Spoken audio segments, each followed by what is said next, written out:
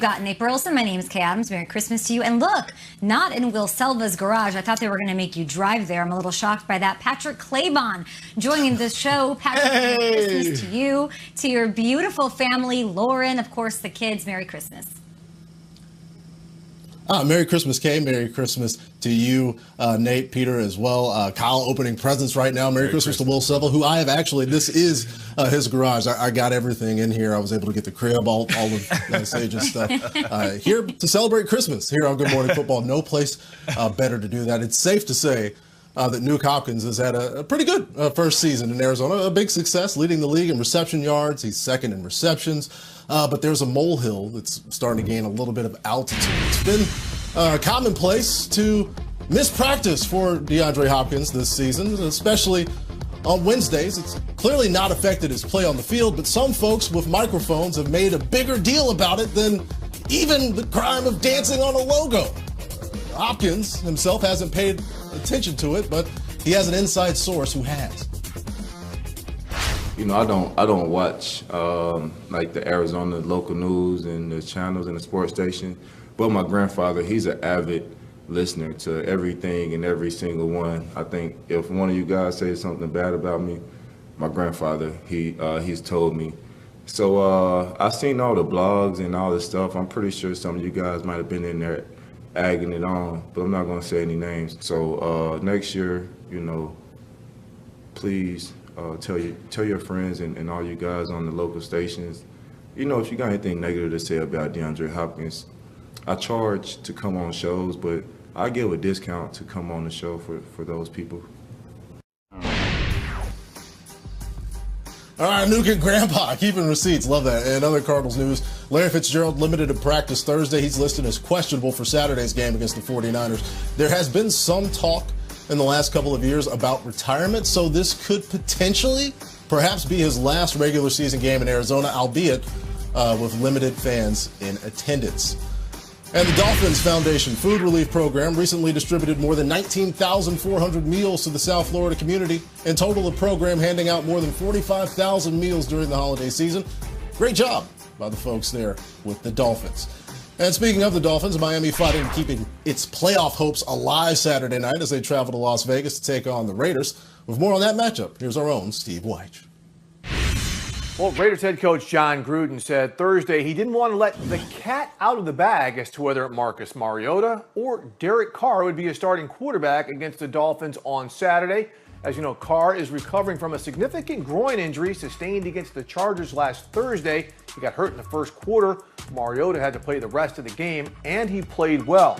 Both players have practiced all week, but Carr was limited Tuesday. He's practiced fully the past 2 days, leaving Gruden to say he's optimistic that Carr will be ready, and it also sounds like both quarterbacks will be active. Gruden is being a little bit apprehensive, probably to play a little coaching games, but also he said the groins can be tricky and just doesn't want to commit right now in case something pops up Friday. So where Carr is a little bit limited. Now the Dolphins, head coach Brian Flores said they prepare for both quarterbacks all week, and that's a smart thing to do because think about it. Even if Carr is ready, he could be ineffective. He could aggravate the injury. Mariota has to come in. So Flores said they want to be covered because, you know, Mariota is a different type of quarterback, better on the move, and Carr is more of your traditional pocket passer. Thanks, Wyche. It's time for our brightest stars presented by Oakley. We all go through these. KB is back. How'd the presents go? Okay, Santa Claus came to our house this year, and I am so thrilled for any children who had Santa visit. Here's a question. Guys, I don't know, is this any good? Pretty good. Yeah! And this wasn't even for me. You, Kyle, Calvin wants it back. I got the Sith power. Oh my gosh. All right, what are we doing? One's the watch. Yeah, I basically ripped it from him. He's got plenty of crap up there. love it. Merry Christmas to all. Let's talk brightest stars. These were a nice gift from Oakley. We like to talk about guys that are going to ball out. Huge game, Steve Wyche. Thank you for that important information, setting up this really important playoff situation between the Raiders in Las Vegas facing and welcoming the Miami Dolphins to town. I'm going to go with Tua Tagovailoa as my brightest star. He's been great. He's been solid, right? He's got 9 touchdowns, just 2 interceptions. He's 5-2 as a starter, but this is a must-win game. The Ravens are breathing down their necks. No margin for error here. It's also Tua's first primetime game. I want a statement out of him on a big stage. Want to know why especially? We just saw Justin Herbert do what to the Raiders defense? Light them up. 314 yards, 3 total touchdowns. It's way, way early for this, but I feel like we're going to, compare these two, their entire careers. Make a statement in your first time in primetime. Tua, I would love to see the Dolphins get into the dance. I'll stay in the AFC East. I want a statement from Sam Darnold, me, and Merry Christmas. Everybody shut the hell up. Jets fans, I can feel your anger flowing through you.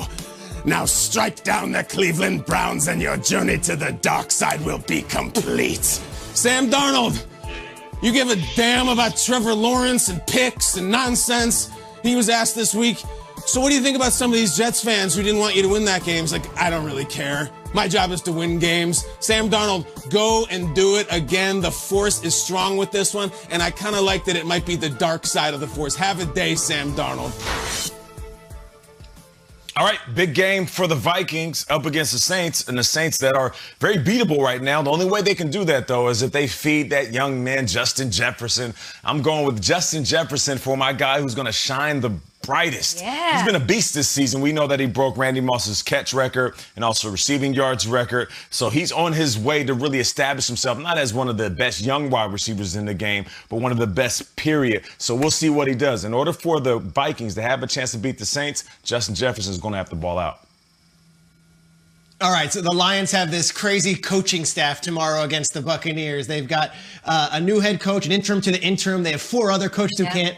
Their defensive coordinator tomorrow is a 33-year-old young man who has never been a position coach in the NFL named Evan Rothstein. Let's see the Evan Rothstein photo. Okay. Evan, first time ever being a defensive coordinator, 33 years old.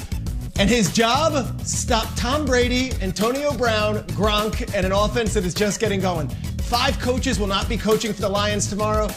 Robert Prince will be the head coach, but this is your defensive coordinator. First time, he's never coached position before. He'll be the DC. Let's go, Evan. Welcome to 2020. Evan Rothstein, go out there and be a bright star. We'll be back on Good Morning Football. Can Kyler and the Cards keep the momentum going? We're starting the clock on a Christmas Mad Minute. Up next, right here on Good Morning Football.